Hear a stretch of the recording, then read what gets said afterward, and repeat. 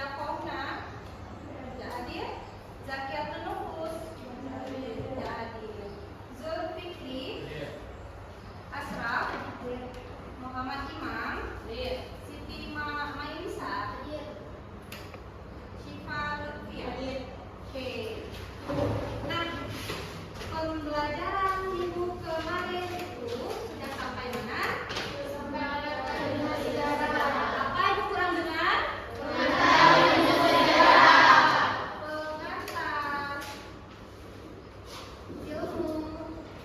sejarah ya. Ada belajar kemarin? Baiklah, materi selanjutnya akan dipaparkan oleh Bapak Urkai.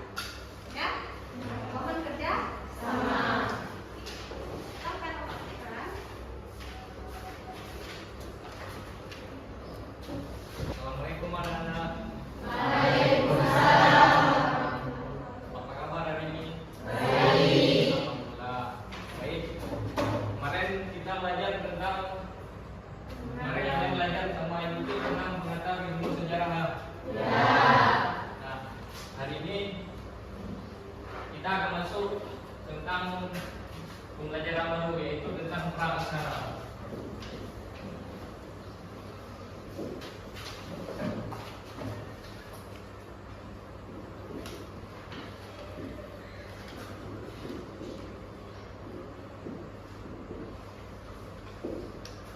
Anda tahu nggak arti dari praaksara? Nah, Bapak akan menjelaskan pra artinya sebelum.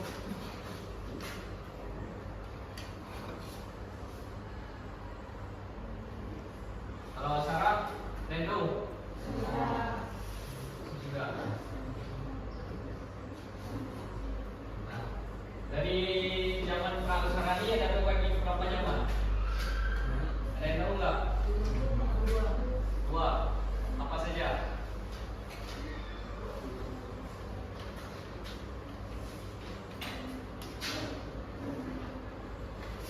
Yang pertama zaman apa? Nah, yang pertama zaman batu.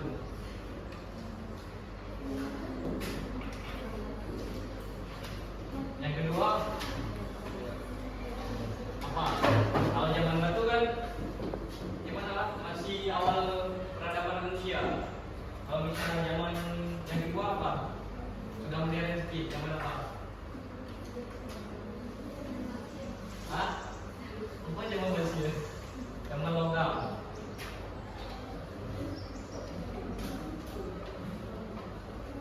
Nah, jadi hari ini materi sama Bapak kita belajar tentang zaman batu.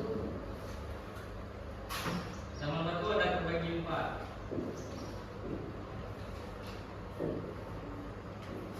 Ada yang tahu nggak apa aja? Hah? Nggak tahu? Bisa zaman tentang nenek moyang kita sendiri manusia nggak tahu? Nah, yang pertama ada zaman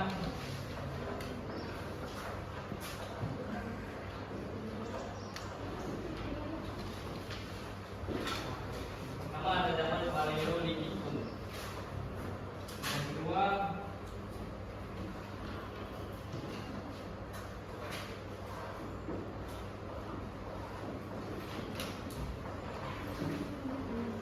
ada zaman Mesozoikum.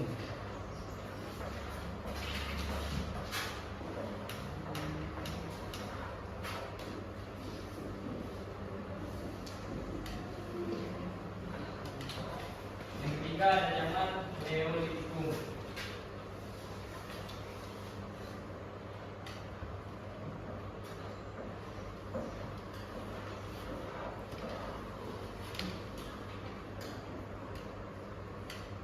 Nah, yang keempat ada zaman Megalitikum. Nah, jadi kita akan membahas satu-satu. Ada yang tahu nggak apa itu zaman Paleolitikum? Enggak. Zaman Paleolitikum adalah zaman awal peradaban manusia di muka bumi, yaitu disebut juga dengan zaman batu tua.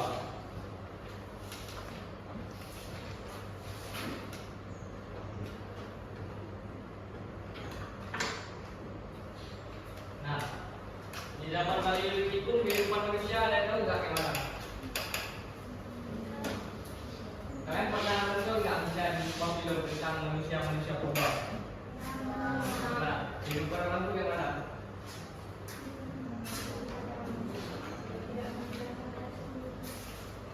Nah, pada zaman Paleolitikum ini manusia hidupnya berpindah-pindah dan berburu senjatanya yaitu dari batu tua.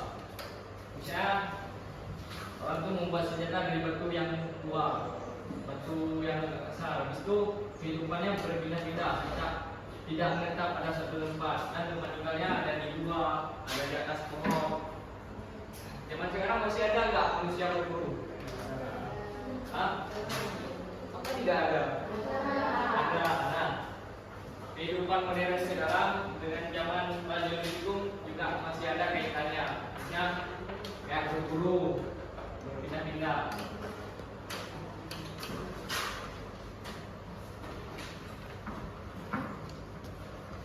Yang kedua, zaman Mesolitikum. Ada yang tahu nggak zaman Mesolitikum? Nggak ada yang tahu. Yaitu zaman Batu Tengah.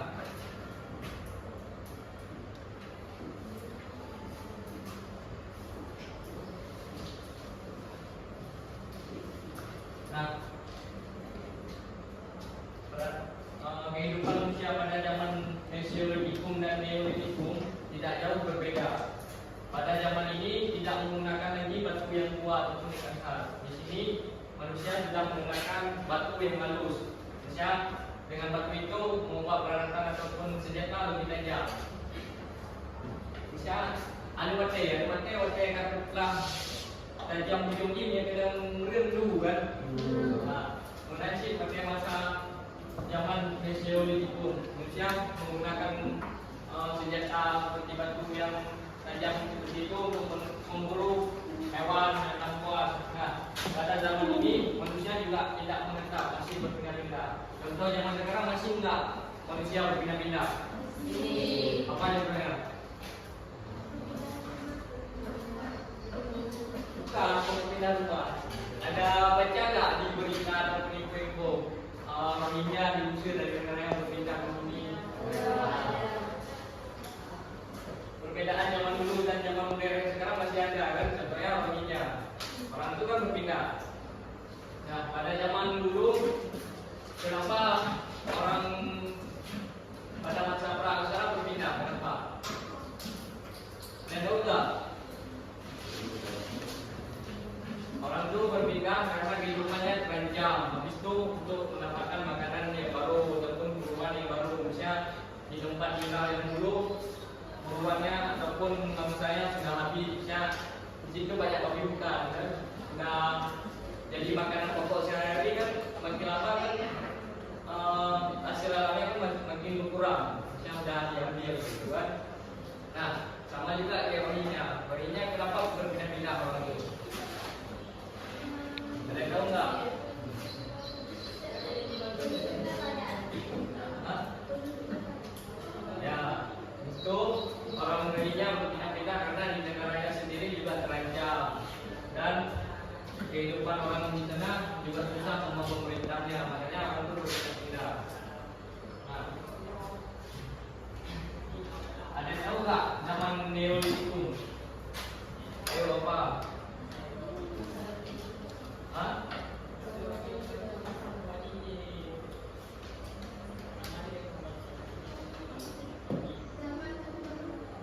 Zaman batu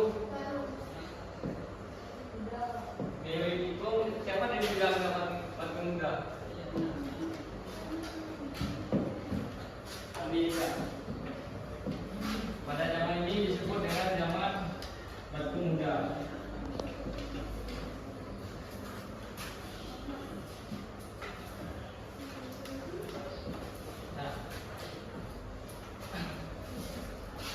Ada yang tahu nggak bagaimana pada masa zaman Neolitikum?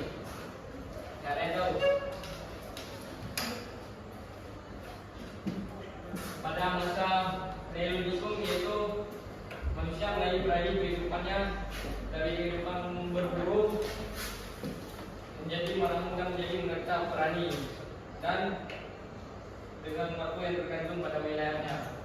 Manusia pada zaman ini sudah berani menetap. Manusia orang itu tidak takut lagi dengan kehidupan yang terancam, dan orang itu sudah mempunyai pada zaman ini orang ini sudah memulai bisa menanam sesuatu ataupun memelihara hewan, bisa membuat tempat tinggal. Pada zaman ini sudah dikaitkan sudah agak modern dari zaman yang tertinggal, seperti zaman Mesolitikum dan zaman Paleolitikum. Nah, yang terakhir zaman Megalitikum. Ada yang tahu nggak zaman Megalitikum? Hah? Zaman Batu Besar.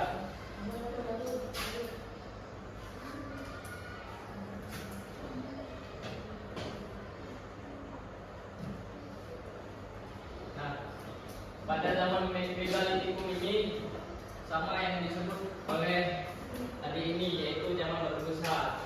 Nah, pada zaman ini manusia sudah mengukir di batu-batu besar ataupun sudah membuat sesuatu dari batu-batu yang besar.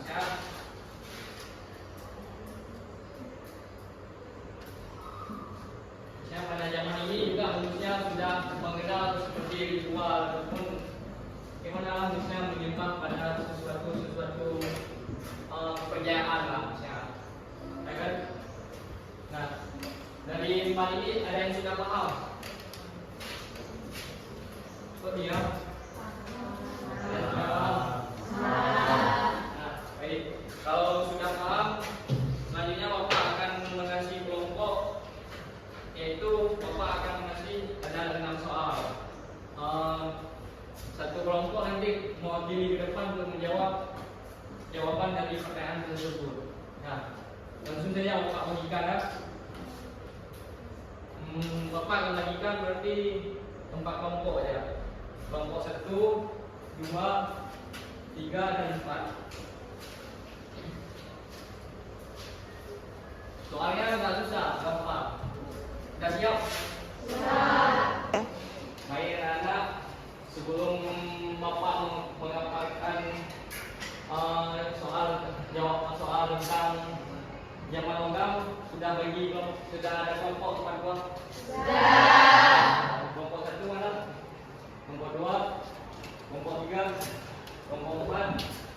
Tentu sih sudah ada keduanya kan? Sudah. Nah, jadi Bapak akan menjelaskan sedikit tentang zaman logam. Ada yang tahu nggak zaman logam? Enggak. Zaman logam itu terdiri dari 3 zaman, yaitu zaman tembaga, perunggu, dan besi. Di Indonesia hanya terdapat zaman perunggu dan besi. Nah, di zaman logam ada yang tahu nggak bagaimana manusia, kehidupan manusia? Gak ada yang tahu?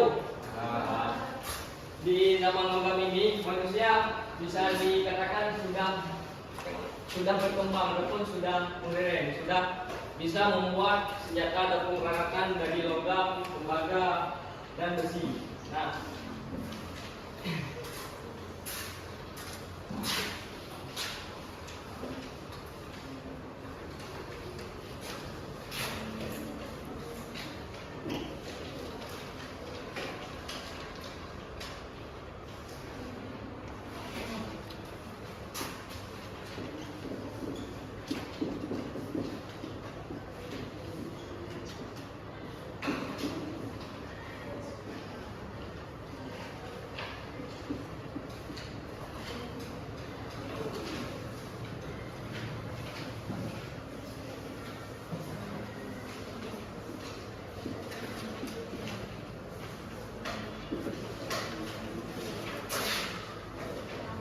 Nah, di zaman logam ini terbagi 3, yaitu zaman tembaga, zaman logam, dan zaman besi. Nah, yang pertama kita akan membahas tentang zaman tembaga. Ada yang tahu nggak apa itu zaman tembaga? Ada yang tahu? Kurang semangat nih belajarnya. Nah, Zaman perunggu merupakan sebuah zaman di mana manusia telah menemukan teknologi penjampuran antara tembaga dan timah dengan perbandingannya 3/10 untuk menghasilkan logam yang lebih kuat. Salah satu daerah yang pertama membuat perunggu adalah Sumeria di Mesopotamia. Ciri umum periode ini adalah masyarakat menggunakan perkakas dari perunggu, meskipun tempat dan waktu pengenalannya tidaklah bersamaan. Nah, pada zaman tembaga ini manusia sudah membuat tembaga dengan timah. Misalnya untuk mencetak sebuah kerajinan ataupun sebuah peralatan rumah ataupun peralatan lain. Di zaman sekarang masih ada nggak yang terbuat dari timah? Apa contohnya? Hah? Yang terbuat dari timah? Emas, dari emas. Kalian ada lagi pernah lagi nggak? Nah, kamu kawin? Nah, di panci kan ada tuh timah. Nah, zaman sekarang masih ada juga kan? Jadi tidak ada yang beda dengan zaman di mana zaman logam. Yang kedua zaman besi. Nah,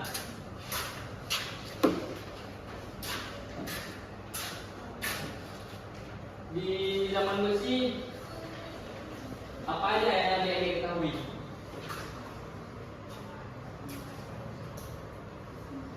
Gak ada yang tahu.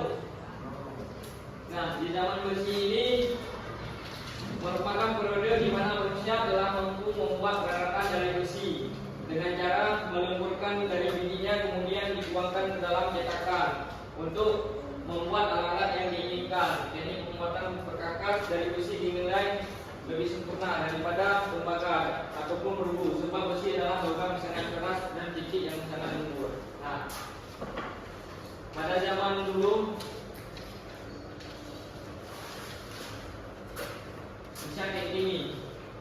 Nah, misalnya ini percetakannya, misalnya besinya dipanaskan dulu, habis itu dituangkan dalam cetakannya. Nampak semua kan? Kalau zaman sekarang masih ada nggak? Misalnya cetakan dibuat dengan besi ataupun sebuah kerajinan ataupun sebuah benda masih? Masih dengan cetakan? Ada yang dengan cetakan, ada yang enggak kan? Nah, kalau di zaman sekarang besi pun dibuat untuk membuat rumah kan? Sebagai fondasi tiang dasar pertama kan? Nah,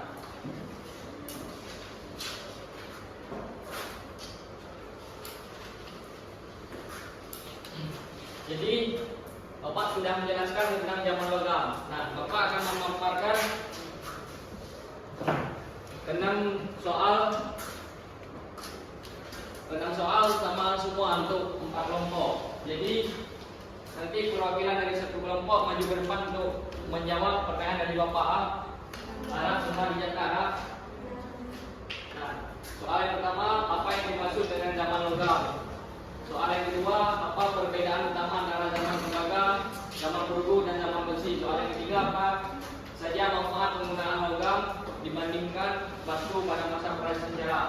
Soal yang keempat, bagaimana perkembangan teknologi pelemburan logam mempengaruhi masyarakat pada zaman logam?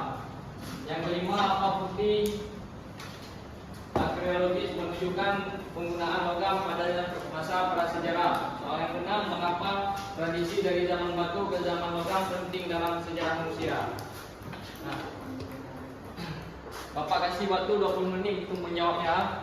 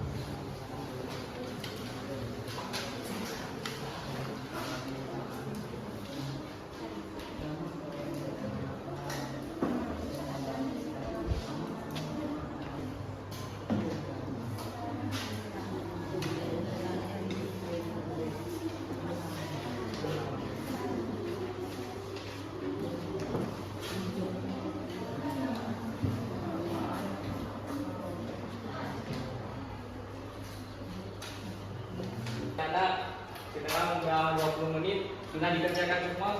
Sudah. Ada kelompok yang ingin mewakili untuk jawabnya? Ada. Untuk hari ini cuma jawab.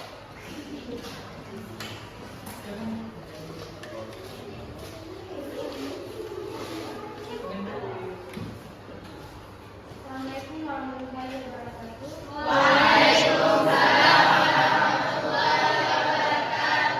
Perkenalkan, nama saya Alian Tasya. Saya berasal di kelompok 1. Saya ingin menjawab jawaban. Jawaban yang pertama, zaman logam adalah periode dalam bersejarah manusia di mana alat dan senjata dibuat, terutama dari logam. Periode ini menggantikan zaman batu dan dibagi menjadi 3 subperiode utama.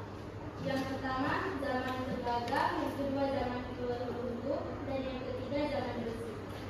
Jawaban nomor 2, zaman tembaga merupakan periode transisi di mana manusia mulai menggunakan tembaga untuk membuat alat dan senjata, tetapi masih menggunakan batu dalam jumlah besar.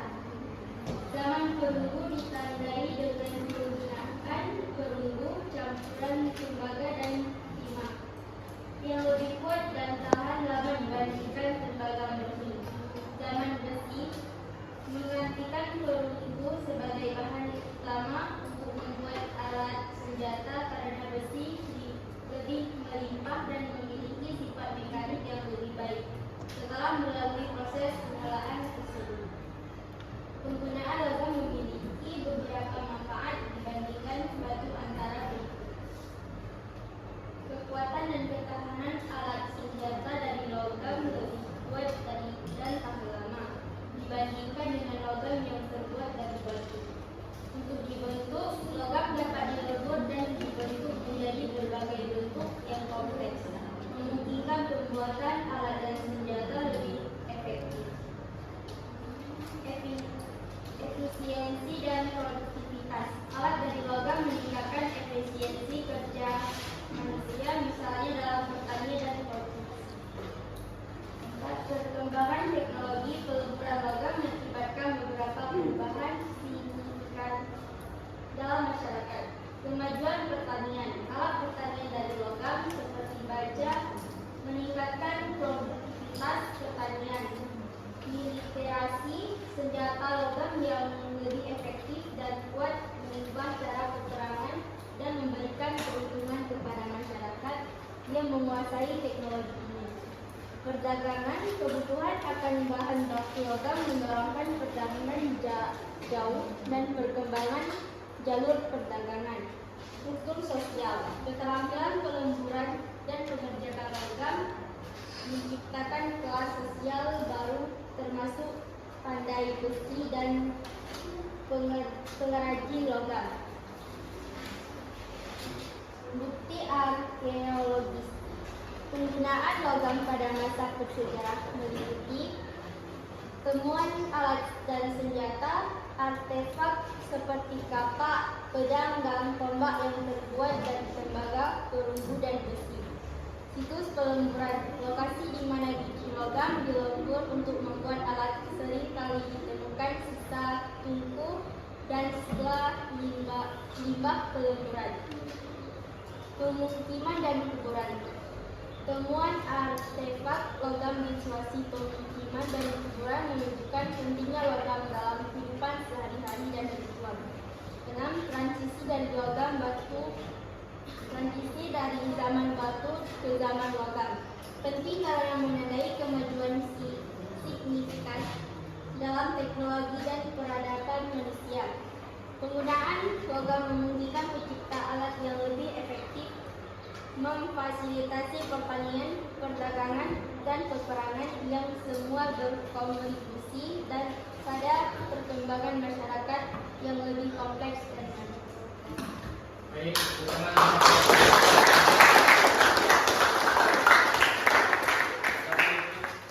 siapa nama adik?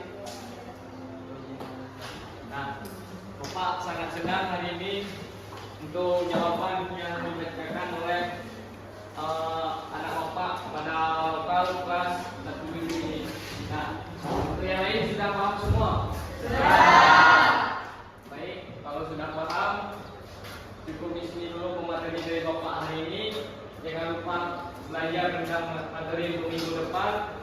Kita akan belajar ke materi yang selanjutnya nanti di Bapak yang masuk minggu depan. Cukup sekian dari Bapak untuk hari ini. Kalau Bapak ada kekurangan dan salah, Bapak mohon maaf. Assalamualaikum warahmatullahi wabarakatuh. Waalaikumsalam.